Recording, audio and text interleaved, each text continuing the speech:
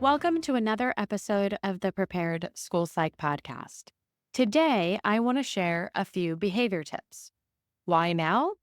This is that most interesting time of the year between Thanksgiving and winter break, where many schools see an increase in behavior concerns. I don't know about you, but I typically would share some behavior tips and strategies to my teachers when we return from Thanksgiving to help prevent some flare ups.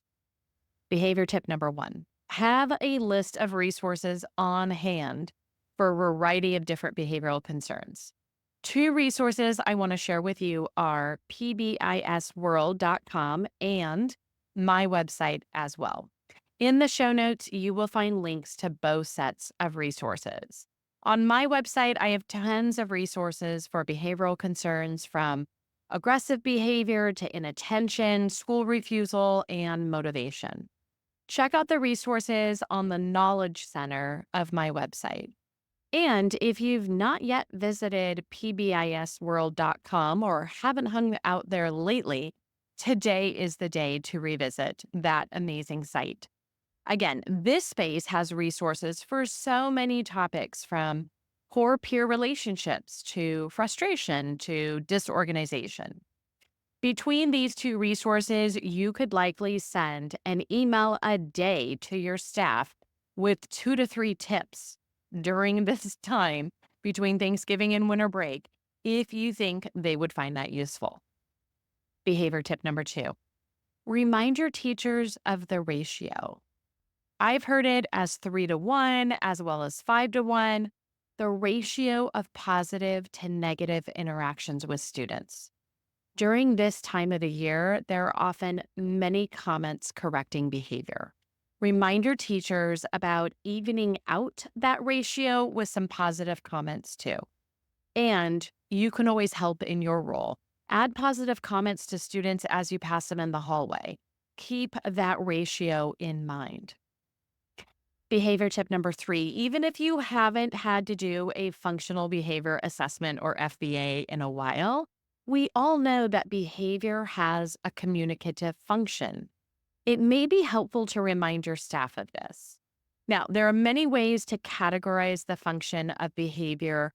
One such way is the acronym SEAT, S-E-A-T, which refers to sensory, escape, attention, and tangible. Students rarely engage in negative behavior just to annoy the adults on campus. There is something the student is attempting to communicate. And looking at behavior through that lens can help determine appropriate next steps to prevent the behavior from continuing in the future. Did you know that inside the Prepared School Site community, we have a page devoted just to behavior resources? On that page, we have a link to 15 quick behavioral strategies that we originally created for these weeks between Thanksgiving and the winter break. If you are not yet a member, you can take me up on my 2-week free trial offer of our site and review those 15 behavior videos, as well as all of our other resources to support you in supporting your schools. Click on the link in the show notes or head right over to jennyponzuric.com/podcast to get started on your 2-week free trial.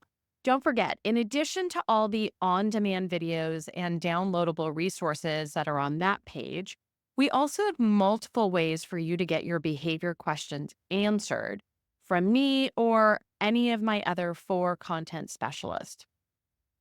Good luck to all of you in this season, and I will see you all soon in an upcoming podcast episode. That concludes another episode of the Prepared School Psych podcast. And I hope today's discussion equipped you not just with knowledge, but also the confidence to take action. Remember, every conversation we have and every resource we share builds a bridge towards a more inclusive and empowering learning landscape for our students. If you enjoyed this episode, be sure to subscribe to the podcast for more insightful conversations and resources to support your journey. Share this podcast with colleagues. We would love it if you would also rate and review the podcast. Thank you for tuning in. Just a reminder, everyone, the information and advice provided in this podcast are for guidance purposes only, and all listeners are required to follow both federal and state law and their own school district guidelines and policies. Thank you.